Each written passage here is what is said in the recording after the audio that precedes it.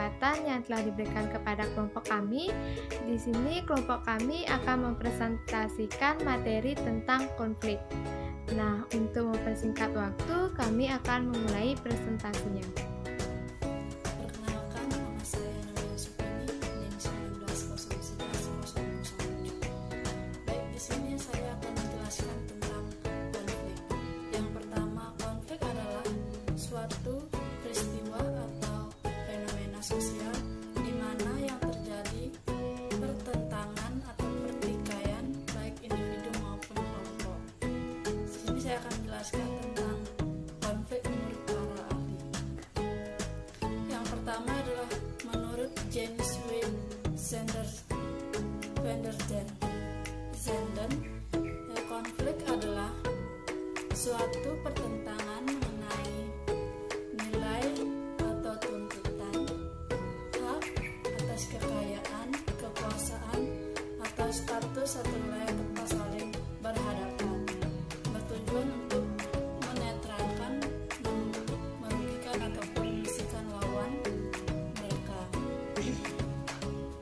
Yang kedua itulah menurut Aryono Suyono, konflik adalah proses atau keadaan di mana dua belah pihak berusaha menggagalkan tercapainya tujuan masing-masing disebabkan adanya perbedaan pendapat, nilai-nilai ataupun tuntutan dari masing-masing pihak. Yang ketiga adalah menurut Robert and Z. Lawang, adalah perjuangan memperoleh suatu nilai kekuasaan di mana tujuan mereka yang sama. Jadi kesimpulan dapat saya ambil adalah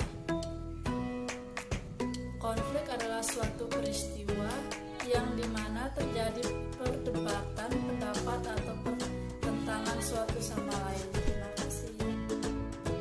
Baik, perkenalkan nama saya Nikade Restini, NIM 19011011. Nah, di sini saya akan menjelaskan mengenai jenis-jenis konflik. Yang pertama yaitu konflik dalam diri individu atau konflik individual. Nah, konflik ini terjadi jika seseorang harus memilih tujuan yang saling bertentangan atau karena tuntutan tugas yang melebihi batas kemampuannya. Contohnya yaitu sebuah keluarga yang saling bertentangan pendapat dan mementingkan dirinya sendiri. Yang kedua yaitu konflik antar individu. Nah, konflik ini terjadi karena adanya perbedaan kepribadian antara individu yang satu dengan individu yang lainnya. Contohnya yaitu si A dengan si B berkelahi karena memperebutkan tempat ternyaman di kelasnya. Dan yang terakhir yaitu konflik antar kelompok. Nah, konflik ini terjadi karena adanya perbedaan kepentingan antara satu kelompok dengan kelompok yang lainnya, sehingga akan mendatangkan konflik sosial di masyarakat. Contohnya yaitu konflik antara kelompok buruh dengan pengusaha. Nah, konflik ini terjadi karena adanya perbedaan kepentingan, di mana para buruh menginginkan upah yang memadai, sedangkan pengusaha menginginkan pendapatan yang besar untuk dinikmati sendiri dan memperbesar bidang serta volume usaha mereka. Nah, untuk materi selanjutnya akan dijelaskan oleh teman saya. Perkenalkan, nama saya Logede Susanti, NIM 19001110. Di sini saya akan membahas materi tentang penyebab konflik. Penyebab konflik di dalam organisasi dapat disebabkan oleh faktor-faktor sebagai berikut. Yang pertama yaitu faktor manusia. Faktor manusia dibagi menjadi 3. Yang pertama ditimbulkan oleh atasan, terutama karena gaya kepemimpinannya. Yang kedua, personal yang mempertahankan peraturan-peraturan secara kaku. Dan yang terakhir yaitu timbul karena ciri-ciri kepribadian individu, antara lain sikap egoistis, temperamental, sikap fanatik, dan sikap otoriter. Faktor yang kedua yaitu faktor organisasi. Faktor organisasi dibagi menjadi 5. Yang pertama yaitu persaingan dalam menggunakan sumber daya. Apabila sumber daya, baik berupa uang, materi, ataupun sarana lainnya, terbatas atau dibatasi, maka akan timbul persaingan dalam penggunaannya. Yang kedua yaitu perbedaan tujuan antara unit-unit organisasi. Tiap-tiap unit dalam organisasi mempunyai perselisihan dalam fungsi, tugas, dan bidangnya.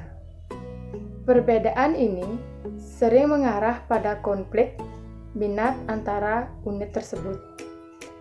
Yang ketiga yaitu perbedaan nilai dan persepsi.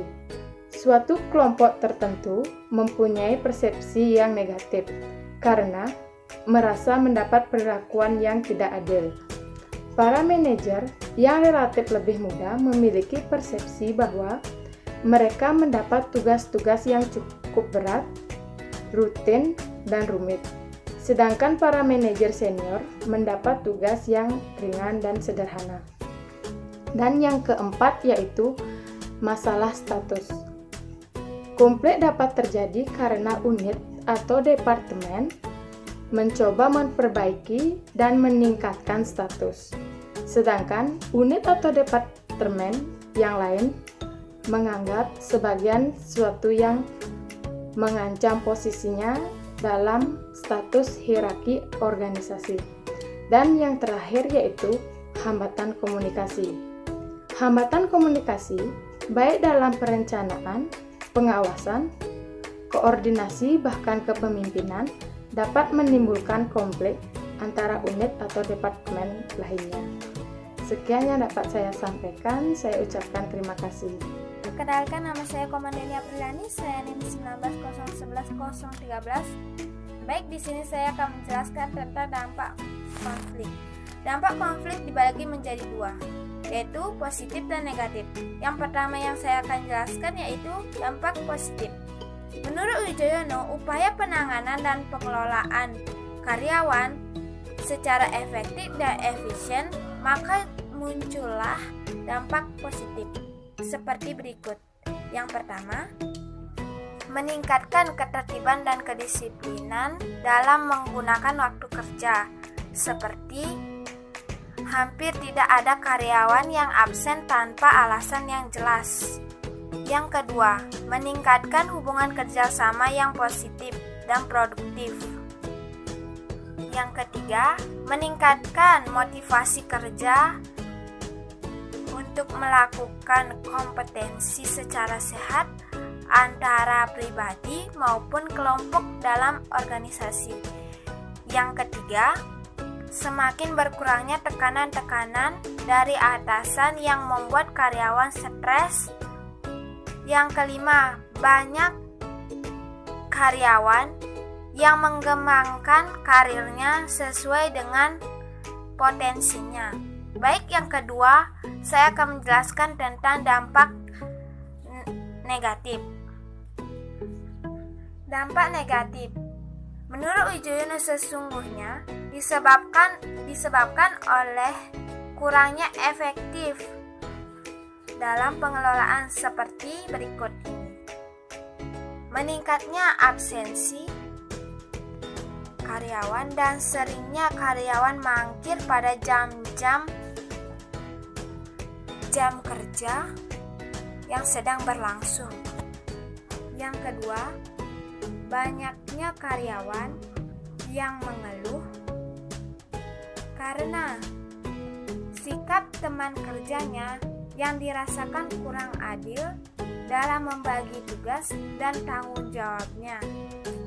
Yang ketiga, seringnya terjadi perselisihan, itu mengakibatkan amarah yang terjadi.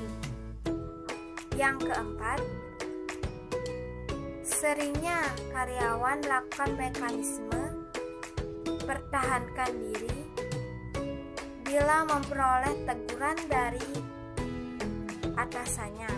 Yang kelima, meningkatnya kecenderungan keluar masuk sering disebut dengan labor turnover. Perkenalkan, nama saya Martika Praja Dewi, NIM 190111031. Baik, di sini saya akan membahas materi tentang cara pengendalian atau penyelesaian konflik. Pada umumnya, terdapat beberapa cara dalam usaha mengendalikan atau menyelesaikan adanya konflik. Di antaranya adalah sebagai berikut. Yang pertama, konsiliasi. Konsiliasi adalah suatu bentuk pengendalian atau penyelesaian konflik sosial yang dilakukan dengan cara melewati berbagai lembaga tertentu yang bisa memberikan keputusan dengan adil. Dalam konsiliasi ini, berbagai kelompok yang tengah mengalami konflik akan didudukkan atau berkumpul bersama mendiskusikan berbagai hal yang menjadi pokok dari permasalahan. Misalnya, bentuk pengendalian konflik seperti ini ialah lewat lembaga perwakilan rakyat. Yang kedua yaitu arbitrasi. Arbitrasi adalah suatu bentuk pengendalian atau penyelesaian konflik sosial dengan memanfaatkan pihak ketiga serta kedua belah pihak yang tengah berkonflik untuk menyetujuinya. Berbagai keputusan yang diambil oleh pihak ketiga harus dapat dipatuhi dan disetujui oleh pihak yang sedang berkonflik. Yang ketiga yaitu mediasi. Mediasi adalah suatu bentuk pengendalian atau penyelesaian konflik sosial di mana kedua belah pihak yang tengah berkonflik akan menyetujui menunjuk pihak ketiga sebagai mediator. Keempat, adjudication. Adjudication adalah suatu cara dalam penyelesaian konflik melalui jalur pengadilan. Nah, sekian presentasi dari kelompok kami. Apabila ada kesalahan kata, kami mohon maaf. Kami tutup dengan Paramasanti. Om Santi Santi Santi Om.